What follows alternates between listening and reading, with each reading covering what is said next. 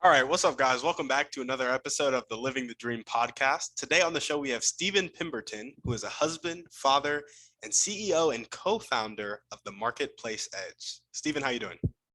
Great. How are you? Doing well, doing well. And we like to jump right in. So if you could start with telling us a little bit about yourself and some of the things that you like to do for fun, that'd be great.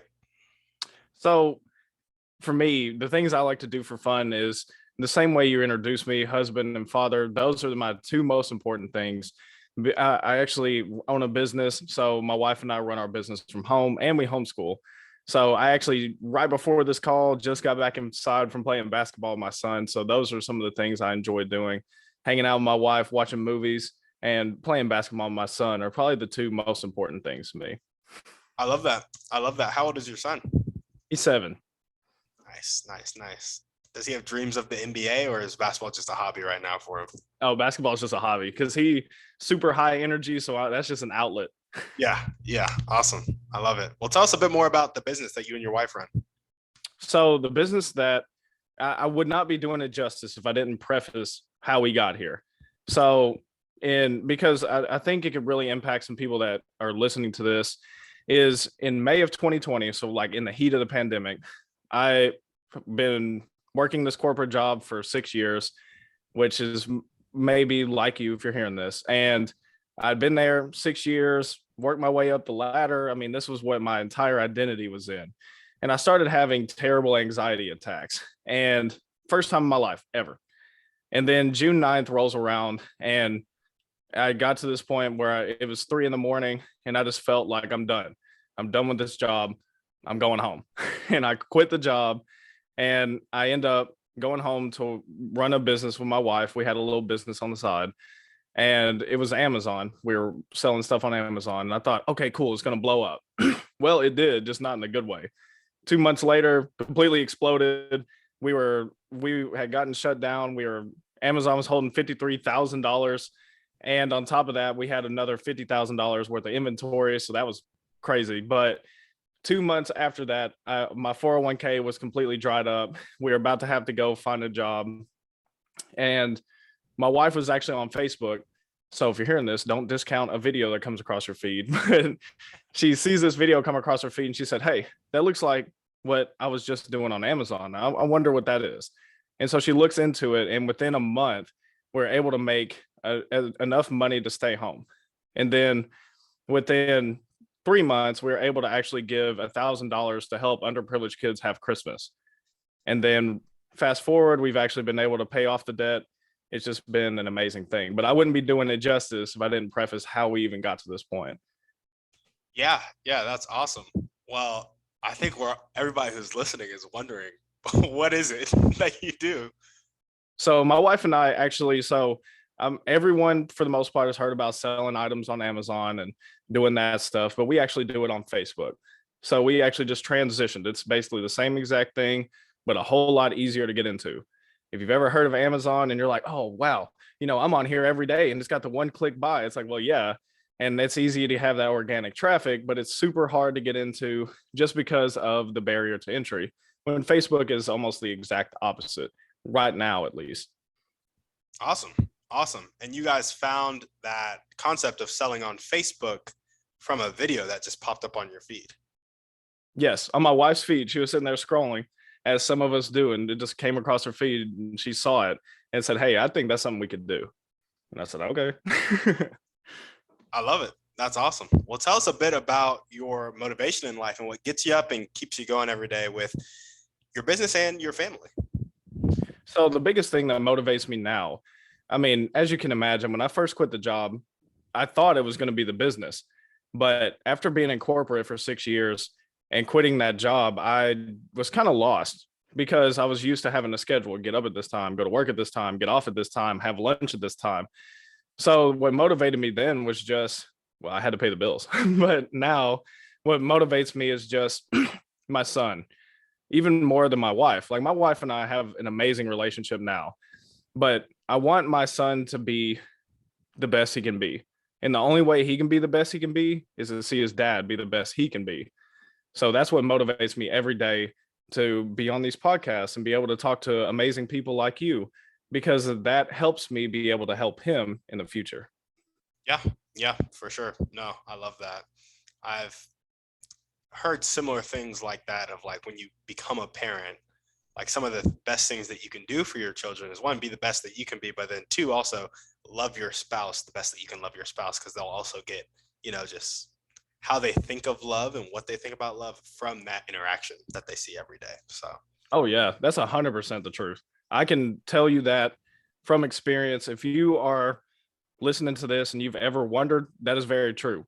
I used to be this kind of person where I used to play video games religiously, like hours, and I would get upset just a little bit, and I would start just getting really mad. And I've watched that translate into my son, and I watched him get explosively upset where he started breaking things.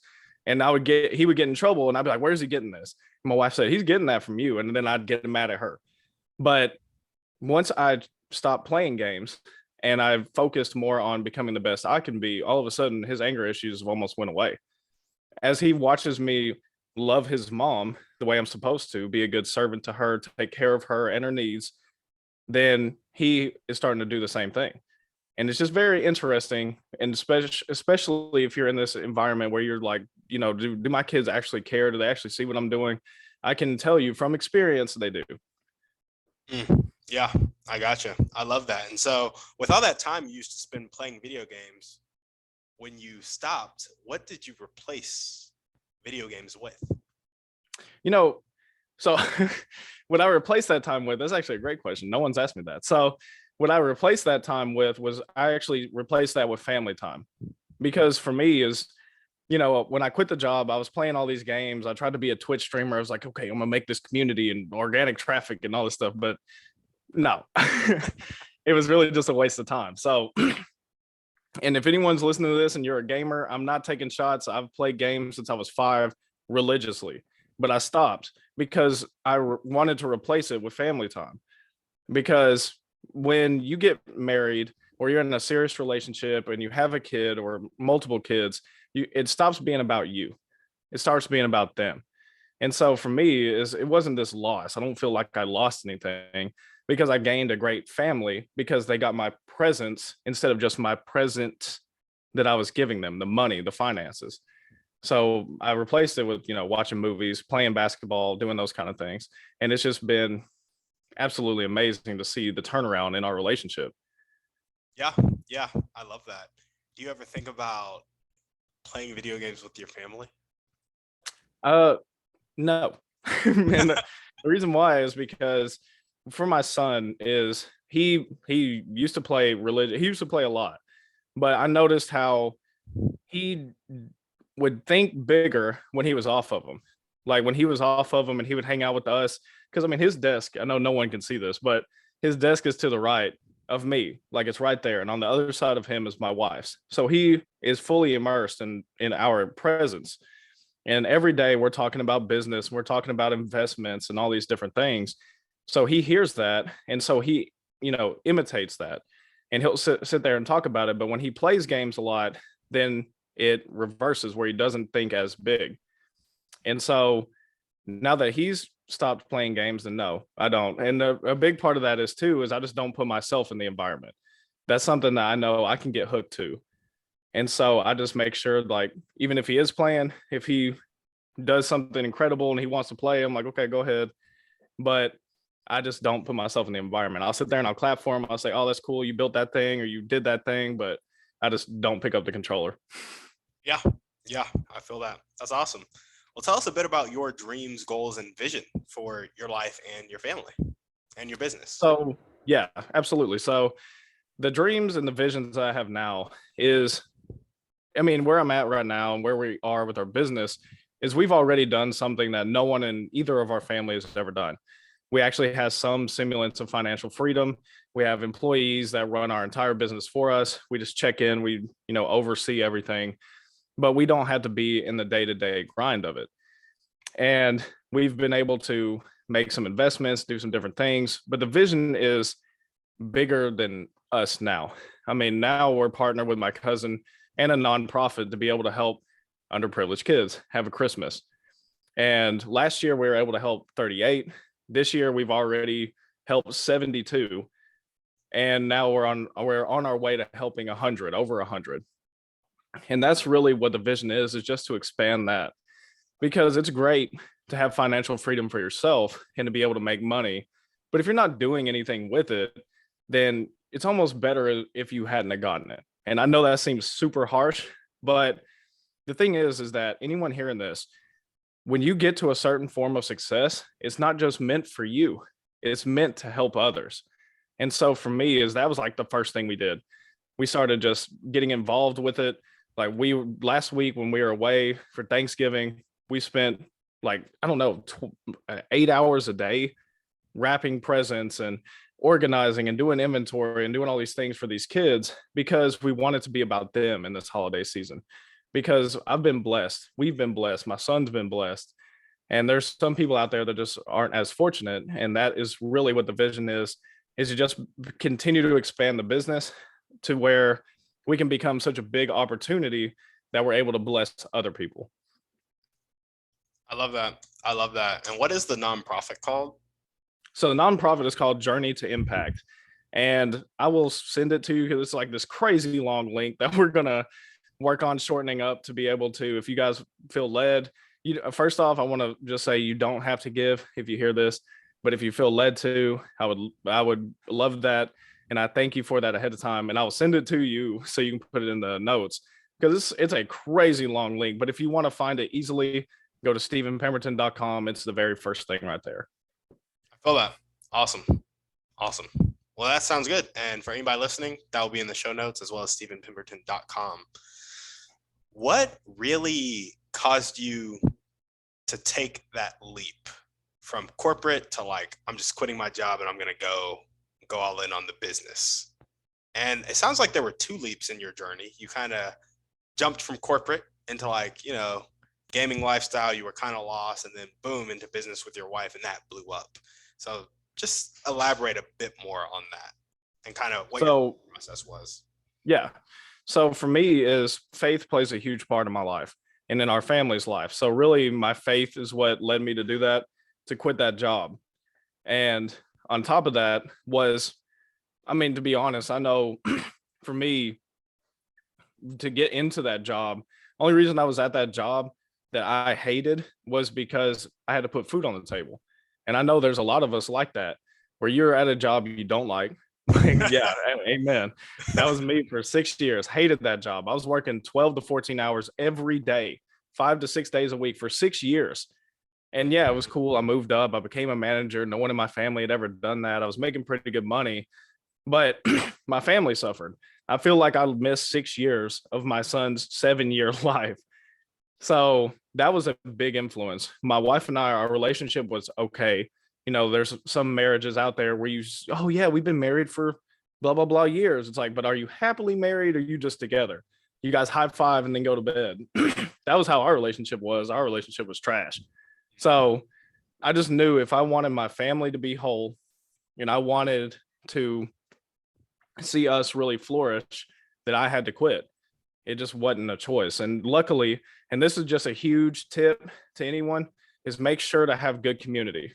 Make sure when you have a dream, you have it in seed form. Don't tell that to everyone, because some people aren't going to be as crazy as you, and some people will be right there with you. And you just have to know who your fighters are and who aren't. Like my family were the last people I told, because they were not in my corner. And that's just because they love me, and they may love you and they don't want to see you get hurt. So just be aware of that. Yeah, absolutely. I love it. Well, if there are one or two people that you can meet right now, and this can be a specific person or a type of person that could really help you take the next step towards continuing to expand that business so you can give back more and impact others more, but also helping more underprivileged kids, who would they be and how would they do it? So the two people that instantly come to mind is one, Pedro Adao, and two is Grant Cardone. I've been able to see both of them in person. I've been able to be in a smaller, intimate setting with both of these people, and how they would do it. So Pedro Adao, if you don't know who he is, he's the big challenge guy. So if you've ever seen Tony Robbins and any of his 7-day challenges, Pedro's the one who helped inspire Dean Graziosi to do these challenges. So him would be one, because I think that there's this leverage. You're able to leverage your own knowledge, your own experiences, because everyone's unique, to be able to make money. And that's just through Facebook. You don't have to have anything crazy. You don't have to be on Amazon. You don't have to sell stuff. You're just basically selling the knowledge in your head. So that's one. And that would help expand it, because then I could actually just leverage that platform to help underprivileged kids get the message out. And then number two, with Grant Cardone, most people know who he is, but with him is he wasn't necessarily an underprivileged kid until his father passed away. If you've ever heard his story, his father passes away, his mom has to sell the house, and they're struggling. But his dad made good money before he passed away, but he didn't leave anything behind, really. So being able to just get that in front of him, be able to put, hey, this is what we're doing. I know, because he has something similar as far as one of his foundations could do that also is, so if you hear what the two people I'm talking about, Pedro Adao Help Now, that helps the business now. With Grant, he's really big in real estate. So that's investments, that's long-term. So that's where I can put money away to make passive income to be able to help kids. So those are the two people, and those are the reasons why and how. Yeah, I love that. Just real quick, how do you spell Pedro's last name? Adao. Gotcha. Awesome. And he would help you now by helping you kind of get a challenge around your business that you can get out there? Yes. Or so would it be challenging people to set up the business like you've set it up, or challenging to like produce leads for your business? So it'd be challenging. So we actually have done this in the past. That's what the Marketplace Edge is helping people be able to find their own semblance of success. Not everyone wants to make $1 million. Some people just want to make $500 extra to be able to take their spouse or significant other out to a nice dinner or buy them Christmas presents, whatever it is. So we've helped about 10 to 15 people be able to do that. And so the challenge would just be centered around either one of two things. Would either one be relationships, because my wife and I, we actually already do something like that on Sunday nights. But two would be the business, because it's a new opportunity. It's easy to get in. We've done it. We've produced the results, and I straight up show them exactly how we're doing it on my store live. It's not this metaphysical thing where, hey, this worked 4 years ago. It's like, no, this is what's working now. And so that's what we show everyone, because we want them to be able to have their form of success. So that's what the challenge would be around. I feel that. That's awesome. And so you guys not only implement it, but you teach people, and the challenge would be around the teaching. Right. Gotcha. Awesome. Well, what are the most important one or two things that everyday people can do to help you accomplish your dreams of helping more underprivileged kids and furthering the business? So the two things that everyone can do, and this is more for everyone else, because the thing is with us and our business is we've been blessed. And I honestly, if I can just be as forthcoming as I can be, is I don't want you to have to come into my store and buy stuff. Like, that's just not who I am. If you stumble across me, cool. Like, I'll help you out, whatever it is. But I really want, if you're hearing this, here's two things you could do. Is one, today, start finding good community, that not just people you can hang out with and they, misery loves company. So I'm miserable. Hey, how miserable are you? Can I be miserable with you? Like, no, go find people who are good, encouraging community, who are heading in the same direction, who are heading where your dreams are. Going back to a question you asked is, what is your dreams and your visions? Align with people that are in the same vein as you. Number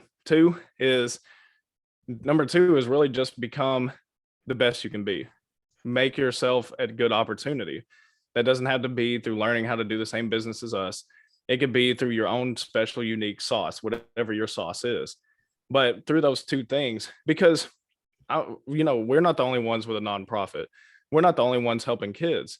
We're not the only ones with a business. And I would feel selfish if I said, hey, go to this website, buy my stuff, or go to this nonprofit and donate.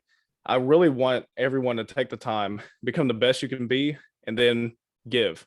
That doesn't have to be to us, but if you're giving and giving to good, reputable people, you're going to be impacting the world and helping people. And that's why those are my two things, to be able to just make a bigger impact in this world. I feel that. Awesome. Well, now we're going to jump into our thriving three. And our first question is, what's your favorite book, movie, or podcast? Pick one. Book, movie, or podcast? So my favorite book right now, I would say, is Crazy Faith by Michael Todd. That book has greatly helped me in multiple areas of my life. I've given that book away. I bought like 5 copies on the day it dropped and gave it away. So Crazy Faith by Michael Todd is my favorite book right now. There we go. What's one way you like to take care of yourself? One way I like to take care of myself is taking naps. I love it, man. I love it. And what is one action step you can take right now to get to that point where you are helping as many underprivileged kids as you can, or meeting Pedro or Grant face-to-face, one-on-one conversation? So the thing is, I think is very interesting about that question is I'm already taking those steps, because I've already invested a ton of money in the Pedro stuff, where I'm able to be on his calls twice a week, where I'm able to, have that kind of conversations. But more than that is just the thing is, I want to give something practical where everyone can do it, where everyone can meet their hero. Going back to my 2 things for everyone is, if you do those 2 things, find the good community and become the best you can be and expand into your own power that you have, you'll be able to step into rooms and have the confidence to actually meet these people. And so that's why for me is, reading the book. I read every single day, because I want to just be able to step into rooms and be confident. Because there was a lot of times where there's these people like Grant or Pedro or Tony Robbins or Dean Graziosi, and you step into the room and you're like, oh man, hey, look, they're like right there. It's like, I could go talk to them. It's like, but I don't, they're talking to someone. I'm nervous. I don't want to. It's like, you don't have the confidence to do it. But if you have the confidence, it's easier to make that introduction. It's easier to have that conversation. So that's what I can do today, is just continue to expand and continue to become better. And I know that sounds super cheesy, but I'm serious. Like, if you do those things, it makes your life easier because you have confidence. Yeah. Yeah. Awesome. I love it. Tell us a little bit about going back to this journey. It happened pretty quick for you. You said you quit your corporate job in June of 2020, yep. Right? So were there any limiting beliefs that you had from June of 2020 up until now in that journey of coming to success? And if there were, how did you deal with them? So that's an amazing question, because yes, absolutely. So me quitting that job, that was not the first job I quit to actually start a business with my wife. When I was 21, I actually quit my job whenever my wife was staying at home with our son. We had just had our son, and she didn't want to go back to work. She wanted to start a business. We started a business. So I was the only one bringing home funds at this time. And I said, hey, you know what's great? Instead of just one person in it, how about 2 people in it with $500 to our name, no skills? I said, let's do this. I had all the enthusiasm in the world, but then I quit. And I remember standing, because I said, okay, where are people? And so I went to the mall and I stood there just like a deer in headlights, just watching people walk by. And I'm sure somebody probably called security at least once or twice, but because I was just so like nervous, I didn't know how to sell anything. I didn't have any skills at all. So it didn't go well. So failed, ended up in the basement, lost everything. And so, yes, June, quitting that job, my limiting belief was, I know I can do it, but at the same time, what if I don't? So that I listened to David Groggins, and he's this guy who's an ex-Navy SEAL, and he talked about this thing. Somebody asked him, how do you stay motivated when you're doing a run or something crazy? And he said, if I'm doing a 200-mile run, he said, I always tell myself, what if I can do it? And the thing is when you tell yourself, what if I can't, then your mind's going to find every reason you can't. For me, as I was saying, what if it doesn't work? And that's why I went and I started doing Twitch streaming, because that was my fallback plan, is I was going to go viral for being halfway average at a video game. Mm. And so that was the biggest limiting belief, is what if it doesn't work? But then whenever the business shut down in August, I didn't have a choice. I couldn't play games because I wasn't making anything anyways. It was wasting time that I needed to find another opportunity. So it just became literally back against the wall. Either figure it out or you don't. Again, you either figure it out or you go back to the basement. And I was not going back to the basement. And so we were doing everything we could, looking everywhere. And that's where she found that video scroll across her feed. So biggest limiting belief was just, what if it doesn't work? And I think that that's a lot, like a lot of people I know is, you get into a course or a business or a job, and it's like, what if it doesn't work? What if I can't learn that? Even in school, it's like, what if I can't learn this? And as soon as you speak those words, you're speaking death into your situation. And again, that sounds harsh, but when you tell yourself that you're not going to do it, just don't even try, because you're not going to do it. I remember first time I squatted 500 pounds. I told I got under the bar. I did 460. I did 490 before. 500, I said, I can't do it. And guess what happened? I couldn't do it. Like, it doesn't take a rocket scientist to figure out. If you tell yourself enough you can't do something, you're not going to do it. So for anyone listening, don't say can't. Just take it out of your vocabulary and you'll see your life just skyrocket in different areas. I love that. Changing your language. Yep. Well, awesome. I got one last question for you. And it's going to require a bit of pretext. And so the pretext is, how there are people in life who kind of have that fixed mindset, not willing to accept help, not willing to accept change. Sometimes they die like that. That's just how they live their whole life. And then other times they change to a growth mindset, willing to accept help, willing to accept change. In your opinion, what is the catalyst that causes that change? So this is a fantastic question, because I am both of these people. I grew up in a house where my mom was growth mindset, still is. My dad is still fixed mindset. And for me, early in my life, and I think that this is something that is extra, this is just a bonus, is a lot of how you act is who you were around when you were young. Just like a puppy in the first 12 weeks of its life learns the most it's going to learn. Like, that is the time where you need to get it socialized, blah, blah, blah, right? And the thing is that for me, I spent all my time with my dad. So I was already an introvert to the point where you stick me in a room and you come back, and it's like, I was like, they didn't even have a kid. They could just put me in a room. I was just there. Like, I wasn't loud. I didn't break nothing. I was just there. And so when I grew up, being around my dad, he was very much like, politics sucks. Life sucks. My job sucks. I can't make any money more than my job.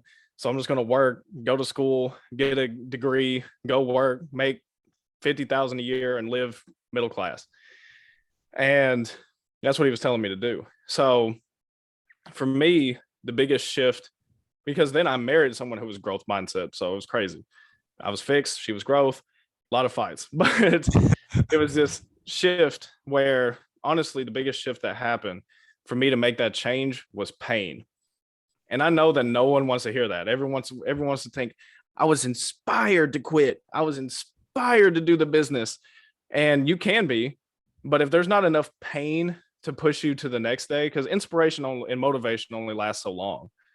It's this thing that's fleeting. So it can get you through a week, but then what is going to keep you going? A lot of times it's not, unless you find a small form of success to help you push forward, which is another key. You need some pain to push you in the beginning. Like right now, my wife and I, a great example, my wife and I are getting into an investment that is going to make us money, but up front, it's kind of painful. It's going to cost a lot of money to get into. That's pain. That pain pushes us into, okay, we got to get everything done that we can right now. So as soon as it's ready, we go. And that's why I think that pain is what got me out of fixed mindset.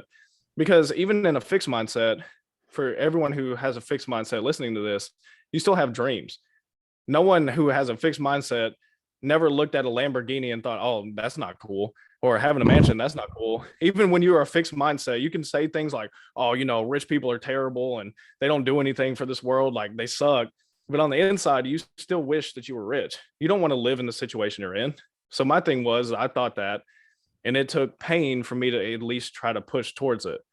And that pain is actually what motivated us to be in this position. Somehow, like we always put ourselves through a limited amount of pain, enough to motivate us to move. And as we move, then we figure it out. We get little successes, it helps us move. So I always think a catalyst to success is just pain. Now don't go physically hurt yourself.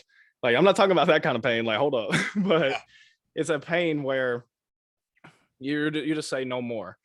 When I was in that job, the pain of having these anxiety attacks and literally crying on my way to work it pushed me to the point where it was like I can't take it. My family, it was like my son never saw me. I missed his first steps, missed his games, missed everything.